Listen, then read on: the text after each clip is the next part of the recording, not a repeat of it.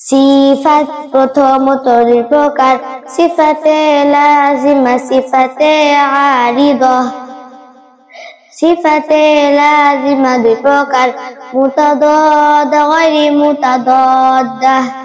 সিফাতে লাজিমা মুতাদাদ 11টি, হামসুন জাহরুন, শিদ্দাতুন রাখাওয়াতুন, বাইনাহুমা তাওয়াসসুত, ইস্তি'লাউন ইস্তিফালুন, ইতবাকুন ইনফিতাহুন, ইযলাকুন ইসমাতুন। হামজের হরফ 10টি, ফা হা সা হা শিন খা সাদ, সিন কাফ তা, ফাহাসাহু শাখসু সাকাত। হামজের এই 10 হরফ ব্যতীত বাকি সমস্ত হরফ জাহারের। শিদ্দাতের হরফ 8টি, কফ তা বা জিম দাল, হামজা কাফ তা, আজিদু কাতিউ বাকাত।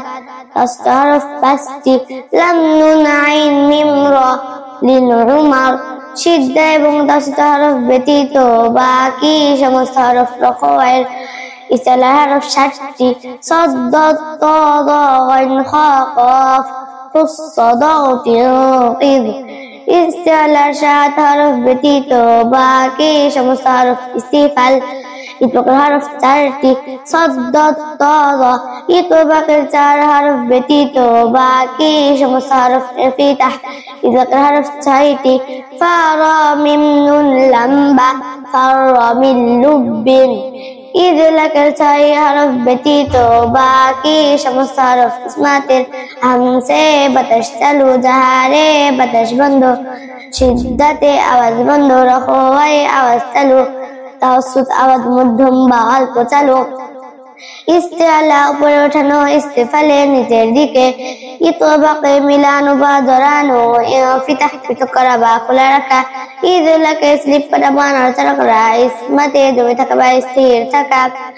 হামসে বাতাস চালু, জাহারে বাতাস বন্ধ। হামস মানে বাতাস চালু, জাহার মানে বাতাস বন্ধ। হামসের এই 10 হরফ উচ্চারণের সময় মাখরাজে বাতাস বন্ধ চালু থাকিবে। জাহারের হরফগুলি উচ্চারণের সময় মাখরাজে বাতাস বন্ধ থাকিবে। শিদ্দাতে আওয়াজ বন্ধ, রফায়ে আওয়াজ চালু। শিদ্দা মানে আওয়াজ বন্ধ, রফা মানে আওয়াজ চালু। শিদ্দায়ের হরফগুলি উচ্চারণের সময় মাখরাজে আওয়াজ বন্ধ থাকিবে। রফায়ের হরফগুলি উচ্চারণের সময় মাখরাজে আওয়াজ চালু থাকিবে। তাওয়াসসুত আওয়াজ মধ্যম বা অল্প চালু। ইস্তিআলা উপরে ওঠানো, ইস্তিফালে নিচের দিকে। ইস্তিআলার অর্থ হলো মোটা করে পড়া, ইস্তিফালের অর্থ হলো পাতলা করে পড়া।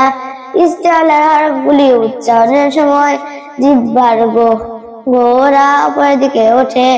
ইস্তিফালের হরফগুলি উচ্চারণের সময় জিহ্বার গোড়া নিচের দিকে থাকে।